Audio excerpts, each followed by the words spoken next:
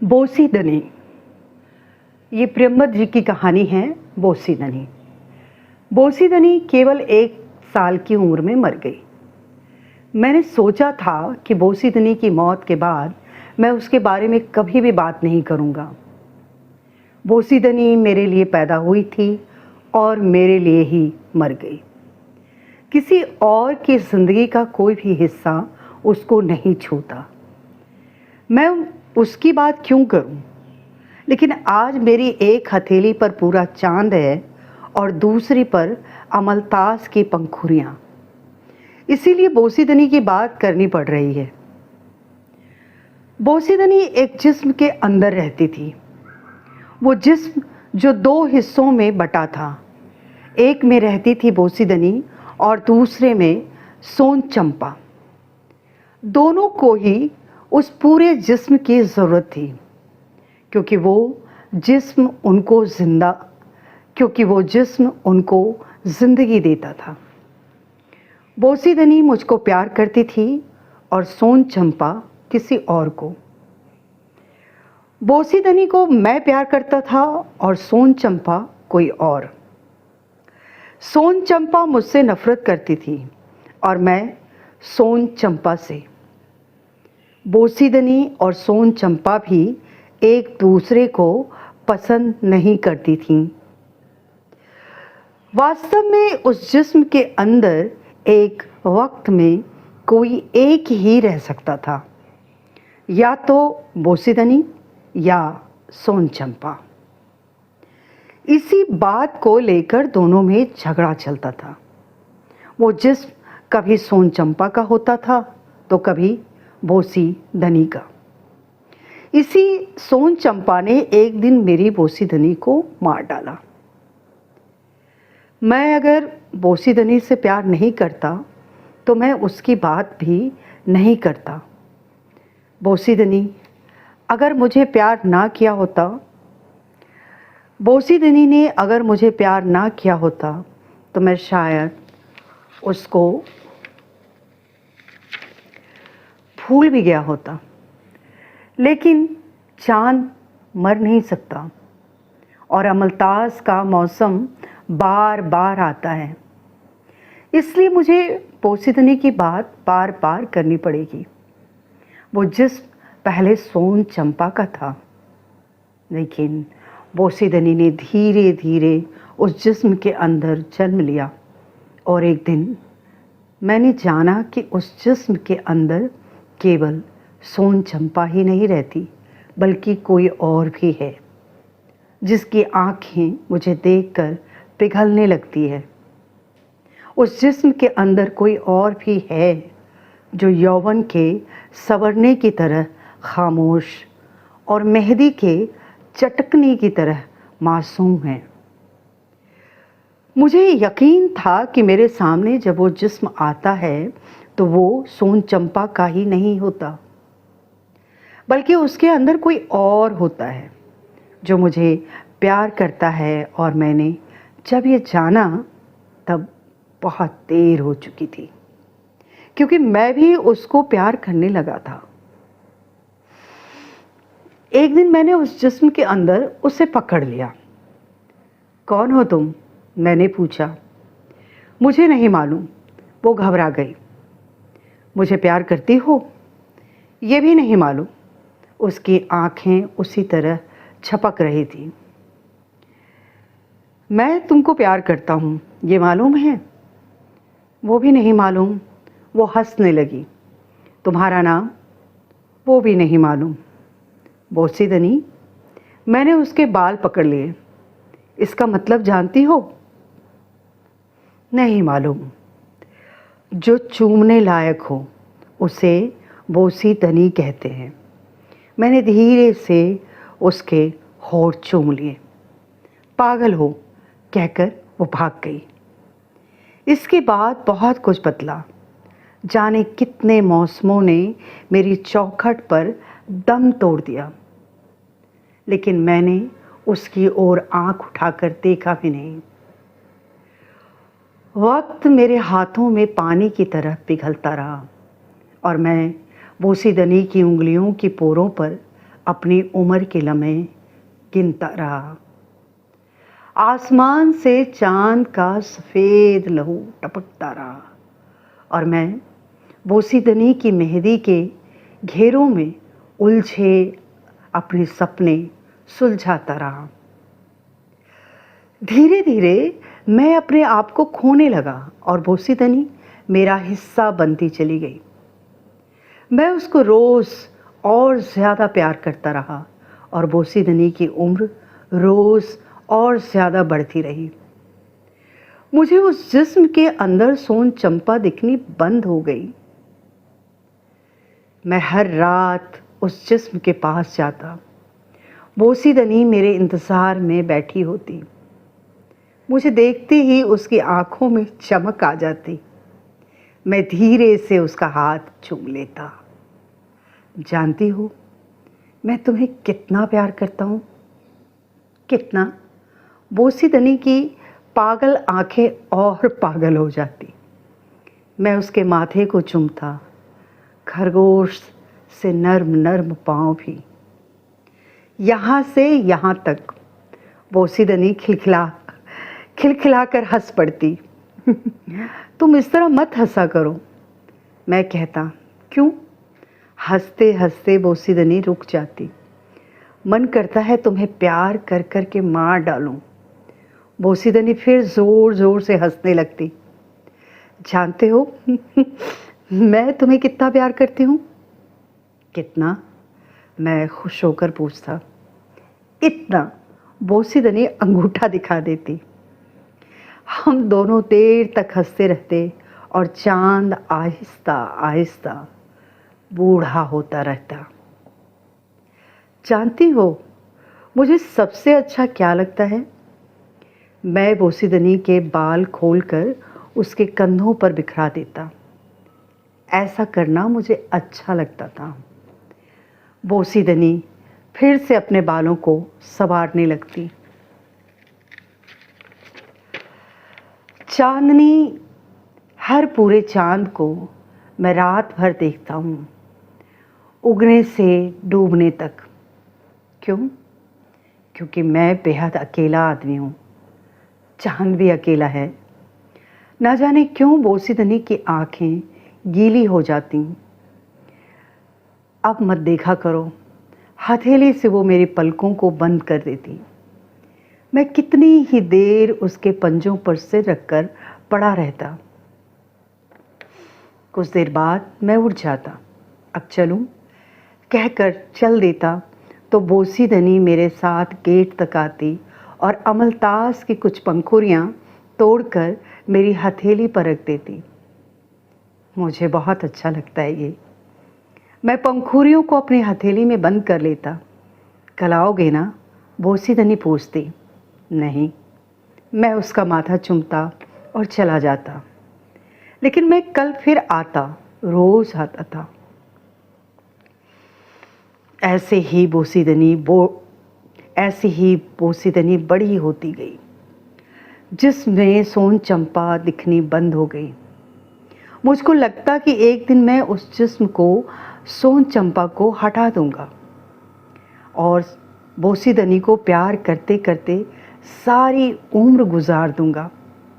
यह ख्याल मेरा ख्वाब बन गया और रात भर मेरे सिरहाने इसे ख्वाब की पंखुड़ियाँ झरती रहती। बोसीदनी की देह गंध में उलझी नर्म नर्म पंखुड़ियाँ मेरी पूरी देह जैसे अमलतास का गुच्छा बन जाती और देह के हर कोने में बोसीदनी की पागल आंखें खिल उठती। एक दिन जब मैं गया तो बहुत सन्नाटा था। वहाँ कोई नहीं था, न सोन चंपा न ही बोसीदनी। वो जिस्म जिसके अंदर दोनों रहती थी कहीं बाहर चला गया था। उस रात पूरा चांद था और टप टप करता चांद का सफ़ेद लहू पूरे माहौल पर बरस रहा था। मैं बेहद उदास हो गया। गेट पर आकर मैंने अमलतास की पंखुड़ियाँ तोड़ी और अपने होठों से छुआकर रख ली। उस दिन पहली बार मुझको लगा कि मैं बोसीदनी के बगैर कुछ भी नहीं हूँ, बिल्कुल अधूरा आदमी हूँ। 3 दिन बाद जब मैं फिर गया तो वैसा ही सन्नाटा था। जिस्म एक कोने में आंख बंद किए पड़ा था।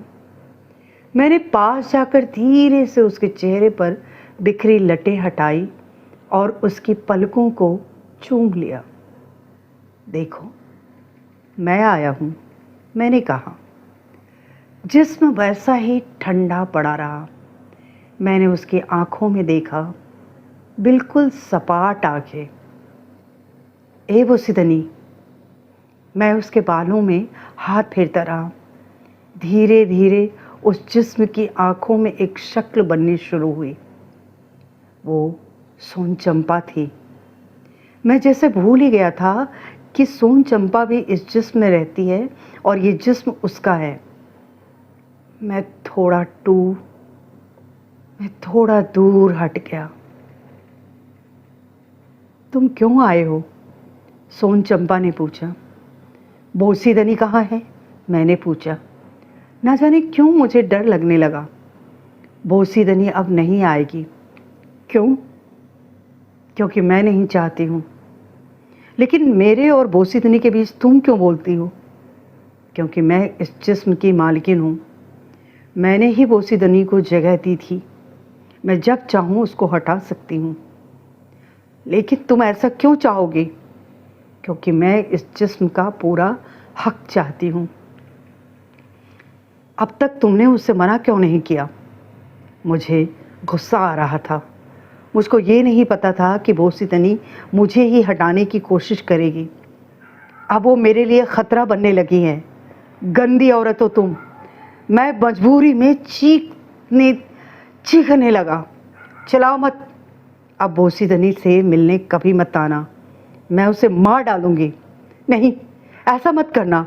मैं फपक पड़ा। बोसीदनी मेरे जीने की वजह है। रात हो रही है, अब घर जाओ। जिस्म के अंदर वैसी ही ठंडी सोन चंपा बोली थी। मुझे यकीन था कि अगर बोसीदनी मेरी आवाज़ सुन लेगी तो ज़रूर आएगी। एक बार मुझे बोसीदनी से मिला दो।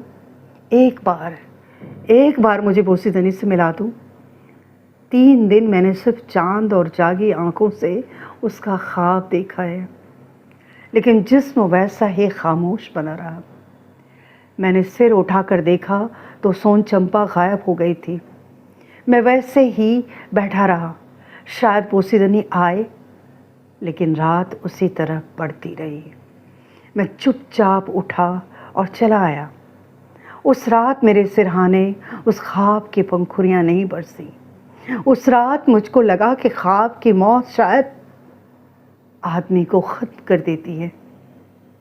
लेकिन तब भी मुझे यकीन था कि बोसीदनी मेरे बगैर नहीं रह सकती। वो ज़रूर सोन चंपा की क़ैद से आज़ाद हो जाएगी। इसी उम्मीद में मैं रोज़ उस जिस्म के पास जाता, उसकी आंखों में झांकता और लौट आता।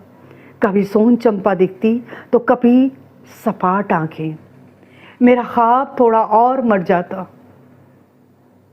एक दिन जब फिर मैं उस जिस्म के पास से मायूस लौट रहा था, किसी ने मेरा हाथ पकड़ लिया। सुनो, मैंने मुड़कर देखा। बोसीदनी उदास आंखों से मुस्कुरा रही थी। मैंने पागलों की तरह उसे पकड़ लिया। तुम मेरे बगैर मर क्यों नहीं गई? मैं वहशियों की तरह उसका मुंह चूमने लगा। जानती हो मैं कितना रोया हूँ? मैं भी रोई थी। बोसीदनी की आंखें गीली हो गई। मैंने उसका हाथ पकड़कर वहीं सीढ़ी पर बैठा लिया और अपने होठों से उसकी पलकें पोंछता रहा। मुझे बहुत डर लग रहा था। बोसीदनी ने मुझे जकड़ लिया। मैं कुछ नहीं बोला। मैं जानता था कि मेरे हाथ उस जिस्म के अंदर नहीं पहुंच सकते।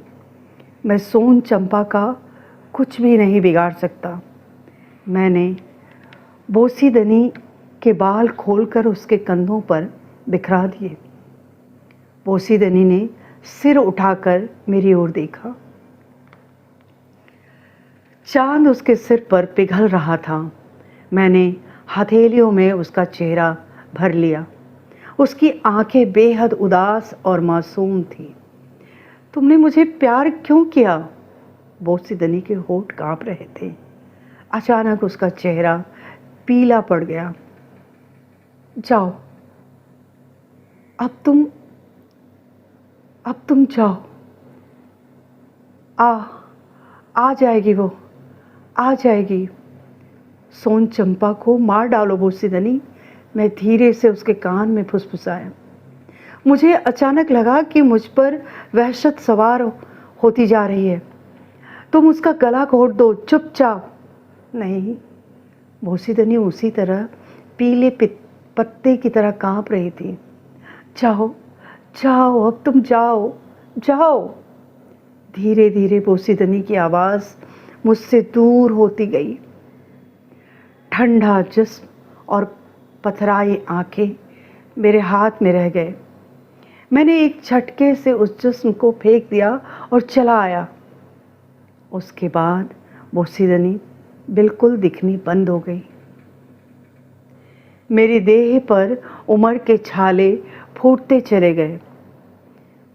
मुझको अक्सर लगता कि शायद वो मर चुकी है, लेकिन तब भी मैं रोज़ उस जिस्म के पास जाता और उसकी आंखों में झांक कर लौट आता।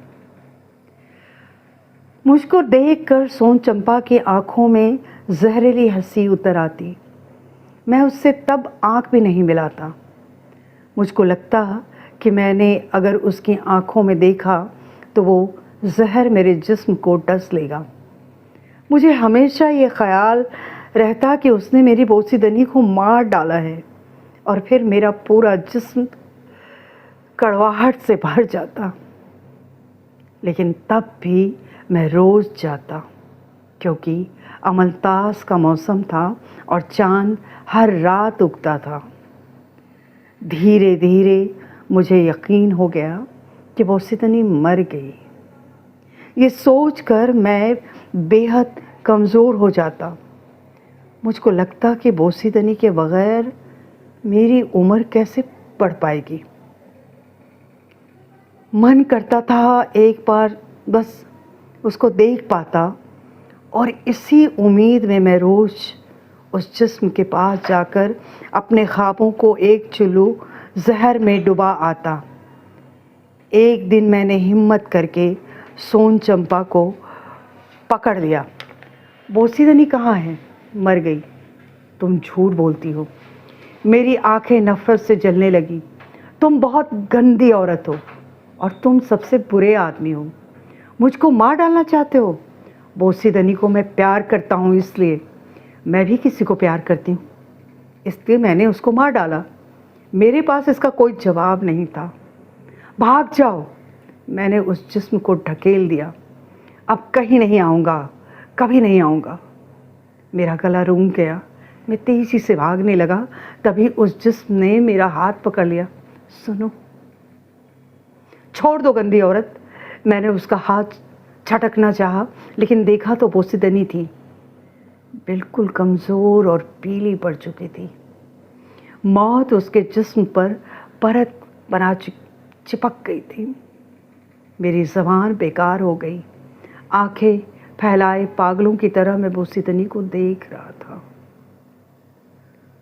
जिंदा हो तुम? हाँ, लेकिन मरने वाली हूँ। मेरा सहारा लेकर बोसीदनी बैठ गई। देखो तो कैसी हो गई हो। मैंने उसके पूरे जिस्म पर हाथ फेर कर देखा। मौत का एहसास हर जगह था। बोसीदनी सचमुच मरने वाली थी। सोन चंपा मुझको रोज़ थोड़ा सा जहर देती है। बोसीदनी सिसकने लगी। मर जाओ तुम। मैंने बोसीदनी के बाल उसी तरह खोल कर उसके कंधों पर बिखरा दिए। मैं भी थक गया हूँ अब आते आते। बोसीदनी उसी तरह उदास और मासूम आंखों से मुझे देखती रही। अब तुम चांद नहीं देखते ना? बोसीदनी की आवाज़ बिल्कुल धीमी थी, इतना बोलने में ही हाँफने लगी थी वो। लेकिन चाँद तो अभी भी बिल्कुल अकेला है, उसी को फिर प्यार करो। मैंने उसका सिर अपने सीने में छिपा लिया। चिड़िया के बच्चों की तरह वो मेरे सीने में दुबक गई। बहुत प्यार किया है तुमने मुझे ना। क्यों किया बोलो, क्यों मुझे बड़ा किया? देखो, अब तुम्हारे सामने ही मर रही हूँ। मेरी राख को सीने से लगाना अब। मैं बिल्कुल जग गया था। बोसीदनी उसी तरह सिर छिपाए रही। मैं बिल्कुल खामोश रहा। मेरा सहारा लेकर बोसीदनी उठी और गेट तक आई। अमलतास की पंखुड़ियाँ तोड़कर उसने मेरी हथेली में भर दी। ये मैं हूँ, भूलोगे तो नहीं? मैं चुपचाप उसे देखता रहा। कल फिर आओगे ना? मैं फपक कर रो पड़ा। रो मत, रो मत, रोगे तो मैं और जल्दी मर जाऊंगी। बोसीदनी ने अपनी पीली उंगलियों से मेरे आंसू पोंछ दिए। आओगे ना? हाँ। मैंने पहले की तरह नहीं करके उसका माथा नहीं चूमा। मैं इंतज़ार करूंगी। मैं जानता था कि सब झूठ है। मैं जानता था कि मैं बोसीदनी को आखिरी बार देख रहा हूँ। मैं जानता था कि बोसीदनी अब मर जाएगी। मैंने बोसीदनी की पलकें चूमी और चला आया। मौत का स्वाद मेरे मुंह में भर गया था। उसके बाद मैं नहीं गया। काफ़ी दिन तक उस जिस्म को मैंने देखा तक नहीं। फिर एक रात जब मैं गया तो सोन चंपा मिल गई। बहुत दिन बाद आई। उसकी आंखों में हंसी थी। बोसीदनी जिंदा है, मिलोगे? हाँ, मैंने सहमते हुए कहा। लो, एक बेहद ठंडी चीज़ मेरे हाथों में आकर गिरी। बोसीदनी की लाश थी वो। ले आओ इसे। तो मुझे मार देना चाहते थे, लेकिन मैंने इसे मार डाला। सोन चंपा पागलों की तरह हंसने लगी। आकाश पर उसी तरह पूरा उदास चांद था। मैंने बोसीदनी की लाश अपने कंधे पर रखी। गेट पर आकर अमलतास की पंखुड़ियाँ तोड़ी और आहिस्ता आहिस्ता चला आया। मैंने सोचा था कि बोसीदनी की मौत के बाद कभी भी उसके बारे में बात नहीं करूँगा, क्योंकि अब मुझे छोड़कर 1 साल की उम्र में मर गई। लेकिन आज मेरी एक हथेली पर पूरा चाँद था और दूसरी पर अमलतास की पंखुड़ियाँ, इसलिए मुझे बोसीदनी की बात करनी पड़ी। ये थी प्रियंवद की कहानी बोसीदनी, और इस कहानी को सुन रहे थे आप मेरी आवाज़ में। मैं हूँ असीमा भट्ट। धन्यवाद।